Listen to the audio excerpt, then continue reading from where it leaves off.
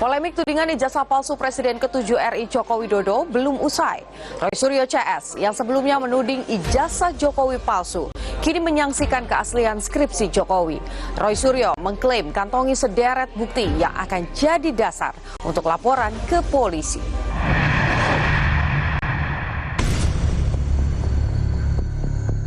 Polemik tudingan ijazah palsu Jokowi kini merembet pada tudingan kejanggalan skripsi Presiden ke-7 RI. 3 pekan pasca Bareskrim Polri menyatakan ijazah Presiden ke-7 RI Joko Widodo asli, kini giliran skripsi Jokowi yang disorot keasliannya.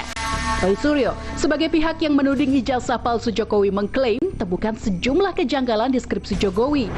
Skripsi jelas 99,9% kami sudah pegang itu primary evidence-nya. Itu jelas-jelas 99,9% palsu karena tidak ada lembar kemasan, tidak ada lembar pengujian. Jadi jangan sampai institusi besar institusi kami, alma mater kami itu ditumpangi oleh oknum-oknum yang kemudian menggunakan nama UGM. UGM benar-benar dipertanyakan dalam hal ini. Sayang banget.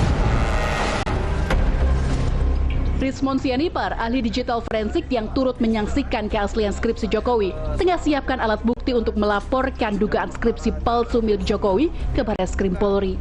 Demi mengumpulkan bukti, Rismon turun langsung mengecek lokasi kuliah kerja nyata Jokowi di Desa Ketoyan, Kecamatan Wonosegoro, Kabupaten Boyolali, Jawa Tengah. Jadi tanpa skripsi yang legal, maka ijazahnya pasti palsu. Nah, skripsi tersebut itu adalah entry point untuk membongkar semuanya, bahwa skripsi yang tanpa tanda tangan dosen penguji ya di UGM itu tidak mungkin bisa lulus. Nah, kemudian kita temukan bahwa penggunaan teknologi yang jauh melampaui tahun 1985. Sebelumnya, Bareskrim Polri ungkap Jokowi tercatat mengikuti kuliah kerja nyata pada tahun 1983 di Boyolali, Jawa Tengah. Jokowi mengikuti program KKN 3 tahun setelah masuk UGM. KKN selama 3 bulan di Kecamatan Wonosegoro, Kabupaten Boyolali pada tahun 1983. Berbeda dengan pernyataan Dirtipidum Bareskrim, Jokowi saat ditemui wartawan mengatakan dirinya KKN di Boyolali pada tahun 1985 awal. Jokowi mengklaim siap meladeni semua laporan atas dirinya, mulai dari keaslian ijazah hingga skripsi. Ya, KKN dicek aja di Desa Ketoyan, di Kecamatan Wonosegoro, Kabupaten Boyolali, dicek ke sana. Tahunnya seingat saya 85 awal. Tanya ke kepala desanya, nanti KKN-nya ganti lagi, KKL-nya di mana? Studiturnya di mana? Studiturnya ada di mana? Kuliah kerja lapangan di mana? Ampun.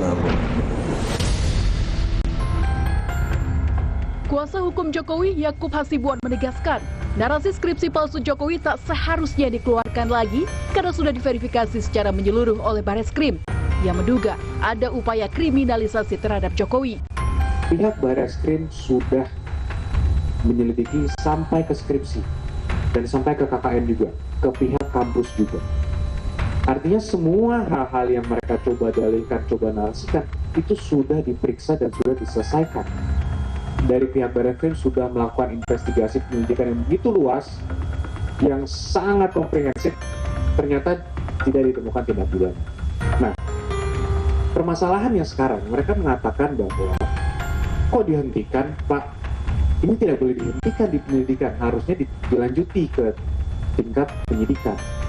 Inilah yang menurut kami adalah upaya-upaya kriminalisasi terhadap Pak Jokowi. Laman elektronik tesis and dissertation Universitas Gadjah Mada mengunggah skripsi Joko Widodo, namun hanya tercantum halaman muka, daftar isi, dan daftar pustaka. Skripsi itu berjudul Studi tentang Pola Konsumsi Kayu Lapis pada Pemakaian Akhir di Kota Madia, Surakarta. Di halaman muka skripsi itu tertulis nomor mahasiswa Jokowi, yaitu 1681-KT. Skripsi itu dibuat pada tahun 1985 dan jadi bagian dari Fakultas Kehutanan Universitas Gadjah Mada, Yogyakarta. Menurut Bareskrim Polri, skripsi Jokowi ini didigitalisasi dan diunggah oleh admin perpustakaan UGM pada tahun 2016 lalu. Saat ini, ada 2 sidang perdata terkait gugatan ijazah Jokowi yang masih berlangsung, yaitu di Pengadilan Negeri Surakarta, Jawa Tengah, dan Sleman, Yogyakarta. Pengadilan Negeri Surakarta tangani gugatan yang didaftarkan pengacara bernama Muhammad Taufik. Dirinya menggugat Jokowi KPU Surakarta, SMA Negeri 6 Surakarta, dan UGM.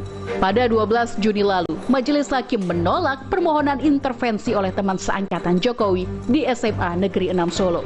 Dalam sidang putusan sela, Majelis Hakim menilai objek gugatan adalah ijazah Jokowi secara pribadi, bukan ijazah alumni SMA Negeri 6 Solo secara global. Kami akan berunding dulu, kami tidak setuju dengan pendapat hakim tadi. Kami menyadari bahwa untuk intervensi itu tidak mudah seperti yang kita gambarkan. Karena memang objeknya harus sama. Dalam sidang putusan sela di Pengadilan Negeri Sleman, Majelis Hakim juga menolak permohonan intervensi.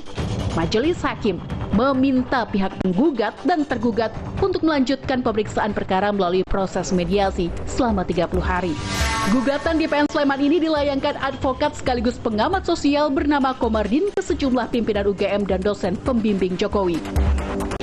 Sementara itu, penyelidikan dugaan fitnah dan pencemaran nama baik Jokowi yang menyeret nama Roy Suryo CS juga masih berlangsung di Polda Metro Jaya. Per 12 Juni lalu, Polda Metro Jaya menerima limpahan 4 laporan serupa dari beberapa Polres. Total, ada 5 laporan yang ditangani penyelidik di Subdit Keamanan Negara di Treskrimum Polda Metro Jaya.